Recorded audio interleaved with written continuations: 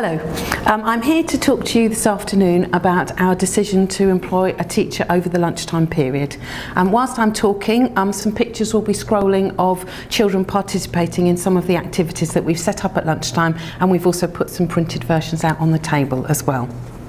So a couple of years ago we became increasingly concerned about lunchtimes. The behaviour wasn't great and there were lots of disputes that teachers then had to sort out in the classrooms at the beginning of the afternoon. We did have a passport club for vulnerable pupils, but it wasn't as effective as we would like it to be. There wasn't really enough space for as many children as we would have liked to access it, and also location was always an issue. We had a midday supervisor team, but they didn't have a lead who had the strategic overview. We had increasing numbers of pupils with ASD who were finding the unstructured times really tricky. So we felt that it was probably the most difficult time of day, with the least structured time, with the least skilled team of staff to support the pupils. The midday supervisors had received training in play skills, ASD, behaviour support, but we felt that the impact had been minimal. The midday supervisor behaviour and attitude had generally remained unchanged. So if we believe that all behaviour is a communication, the pupils were clearly telling us that lunchtimes were not working for them. And most importantly, we felt that it was a missed learning opportunity. So we decided we needed to look at lunchtimes completely differently and to place value on the time. So we discussed the need really for effective leadership of the midday supervisor team, and our gut instinct was that we needed the skills of a teacher to lead the team. But of course the question, as always, is could we afford it? We did discuss other options, like having a play leader who would come in on a higher scale to the midday supervisors, but perhaps not as high as a teacher. But eventually we decided that things really had to change, so could we afford for it not to be a teacher? So we got the green light to go ahead from the head teacher and our business manager, initially as a trial just for a year. And our next challenge, of course, was finding the right person. So we had a very carefully worded advert, which we thought really carefully about, because we wanted to attract someone who would think creatively. So we used words like exciting, innovative, unique, creative, inspirational. And Liz, who we eventually appointed, wrote in her application form, "Whoever decided that playtime counts this much has great vision and understanding of pupils' needs, and I would like the opportunity to work with them." We were really struck by that. We had two good candidates who performed well on the day, but Liz really stood out with her passion for outside learning. Also, we knew it wasn't an easy job, and she had experience in managing teams of people in a variety of roles in schools. She'd been a Key Stage 1 and a Key Stage 2 teacher, and she'd been a deputy head. So we felt she had the experience and resilience to understand what needed to be done and also how tricky it was going to be. The midday supervisors needed to change how they thought and what they did, and we felt she had the skills to lead this. So she started with us in September 2017, working 2.5 hours a day. And her first work was really to get the midday supervisor team on board with her vision. Some long-standing midday supervisors left, but she's built a really good rapport with those who stayed and with the new members of the team.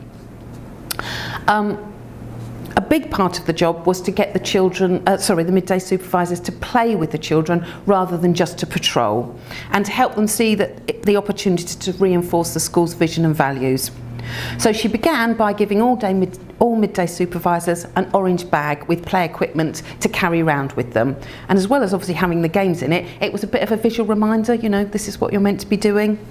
They contained things for basic games like swing balls, pom-poms, French elastics, and with written ideas for chants and games. Because the children were keen to do activities as well as just run around at lunchtime. And she's gradually set up a huge range of activities in all areas of our outside space.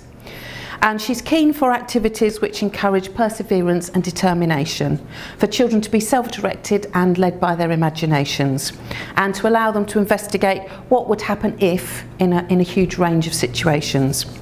She's increasingly looking at activities that fit into curriculum areas. So for maths, she's encouraging midday supervisors to use counting and chanting games, using dice and target games to revise addition and multiplication skills for relevant age groups, and to collect their own natural materials for counting, creating patterns and exploring symmetry.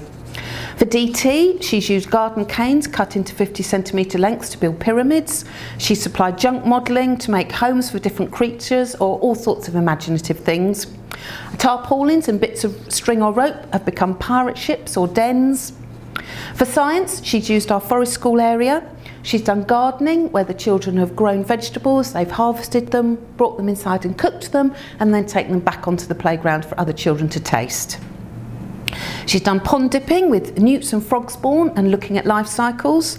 She's done observing and drawing of wildlife, and actually a team of Year 5 children have now taken over with the teaching about wildlife, and they really love it. She's planted a new hedge with trees from the Woodland Trust. Pupils who can be tactile defensive and often don't like getting their hands dirty have been exploring the mud with their hands. Research has shown that the smell and texture of soil can have real mental health benefits, and children just love all the creatures that they find in it. For drama and storytelling, some children might just need more space to explore their imaginations outside the confines of the classroom. So a box becomes a theatre or a stage, and lolly sticks and card are quickly made into puppets. And children often seem to find that their stories flow more easily, and they're less worried about using different voices when they're out in the open air. Liz sometimes can supply a narrative, smattering the play with parts of speech that the children might be learning about in class. Using dressing up costumes, the children explore and make up stories, sometimes designed by themselves, but sometimes engineered by Liz as a narrator. Sometimes older children just delight in squeezing into a sparkly dress or a dialect costume and flying around. For 40 minutes they can be somebody else. Using large chalk, the children design their own storyboards, comic strips or plan rules for games. And on hot days, Liz sets up rugs in the shade on the field and add books that children can share. So different ages, siblings and children of varying abilities just sit together to hear a story. Clay has been an all-time hit. Some children want to make presents, caterpillars, candle holders, spoons, or sometimes children just want to squidge the clay and talk to Liz. There's been lots of physical activities, skipping and singing, ball and racket games, team games, hoops, and children setting personal challenges either for themselves or for friends. Lots of games which increase heart rate and laughter.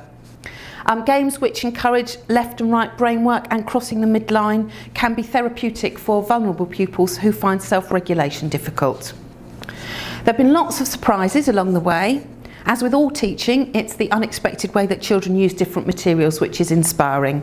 So you give them ribbons for weaving and they make kites. You give them materials for kites and they make swings. Sheets of material and colourful scarves have boys skipping and dancing and loosening the restrictions on their imaginations. A few props enable children to play in a way that releases tension and allows for differences and delight.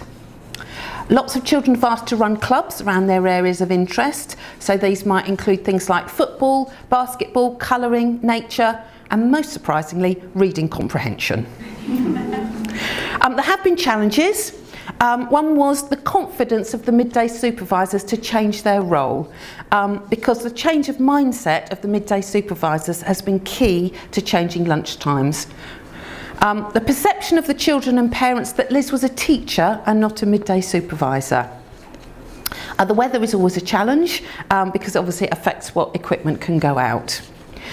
Children getting messy. Some midday supervisors found it really difficult that children were covered in mud or clay. Keeping and storing of resources, because Liz is building an ever-increasing bank of resources and I think the shed is bursting at the seams.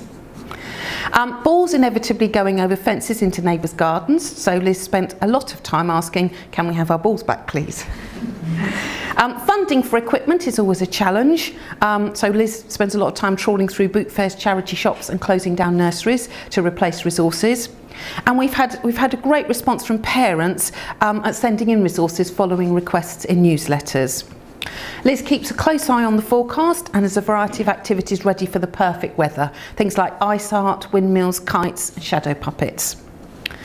So the combination of creative thinking around outside learning and a wide range of activities on offer has developed children's imaginations and play skills. It's developed teamwork and social skills and allows pupils to return to the class for the afternoon better prepared for learning. I think Liz's vision is to see the range of resources and activities on offer at lunchtime become more and more varied and innovative, and to be led by the imagination of the pupils. Thank you.